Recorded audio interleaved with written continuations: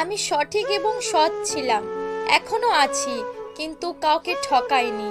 এটা উপলব্ধি করার মধ্যে যে শান্তি ও গর্ব থাকে, তা অন্যায়কারী ও প্রতারককারী কখনো উপলব্ধি করতে পারবে না। জীবনে কঠিন সময়ের একটা বড় গুণ হলো ওই সময় একবার পার করতে পারলে সবকিছুই জীবনে সহজ লাগে। আপনি যত ভালো থাকতে চাইবেন, ততই বেশি খারাপ সময়গুলো আপনাকে ঘিরে ধরবে। অতিরিক্ত সরলতা আর আবেগী মনোভাব কখনো কখনো নিজের অসহায়তার কারণ হয়ে ওঠে। কাপুরুষ আটকায় সৌন্দর্যে, কুমারী আটকায় অর্থে, মানুষ মায়ায়, আর অমানুষ আটকায় স্বার্থে। যারা বলে জীবন থেকে একজন গেলে আর একজন আসে, কিন্তু এটা বোঝে না কিছু মানুষের জীবনে একজনের শূন্যতায় সারা জীবন থাকে। যার কাছে তোমার অভিমানের কোনো মূল্য নেই, তার কাছে অভিমান প্রকাশ করাটা শুধু বেঈমানি নয়, লজ্জার, অমর্যাদার আর অসম্মানের। কিছু মানুষ আছে যারা জেদ বজায় রাখতে গিয়ে সম্পর্ক হারিয়ে ফেলে, আর কিছু মানুষ আছে যারা সম্পর্ক রাখতে গিয়ে নিজের আত্মসম্মানটা হারিয়ে ফেলে। পৃথিবীতে সবচেয়ে অসহায় সে যে নিজের রাগ, অভিমান, কষ্ট কাউকে দেখাতে পারে না, একটু চিৎকার করে কাঁদতে পারে না, শুধু মৃদু হাসির আড়ালে চোখের জল লুকিয়ে রাখে।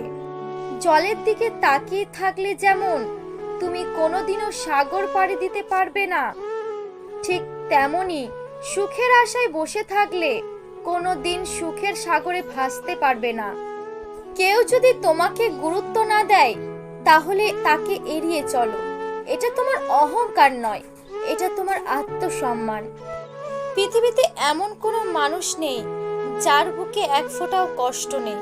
কেউ প্রকাশ করে চোখের জলে, আর কেউ বয়ে বেড়ায় হাসির ছলে।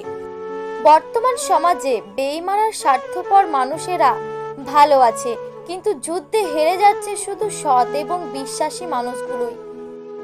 যার আর নতুন করে কিছু চাওয়ার নেই, কিছু পাওয়ার নেই, কিছু হারাবার নেই, কাউকে কিছু বলার নেই, কারণ সে শিখে গেছে একা কিভাবে চলতে হয়। তুমি তাকে কতটা ভালোবাসো সেটা তার ঊর্ধ্বে, শুধু হেরে যায় তার অবহেলার কাছে। উলঙ্গের কোনো পরিচয় নেই, তা নিয়ে তোলা কাপড়েই কেউ বা রাজা, কেউ বা ভিখারি। মানুষ তো তখনই দুঃখ পায় যখন সে বুঝতে পারে যাকে সে সব থেকে বেশি গুরুত্ব দিয়েছে তার কাছে সে মূল্যহীন। জীবনে যদি কখনো ভুল ট্রেনে উঠে পড়ো, তাহলে পরের স্টেশনে নেমে যেও, কারণ দূর যতই বাড়বে তোমার ফেরার কষ্টটা ততই বেশি হবে। ভালো থাকবেন, সুস্থ থাকবেন। ভিডিওটি ভালো লাগলে অবশ্যই লাইক করবেন, কমেন্ট করে জানাবেন আপনার মতামত। চ্যানেলটিকে সাবস্ক্রাইব করে আমাদের পাশে থাকবেন। ধন্যবাদ।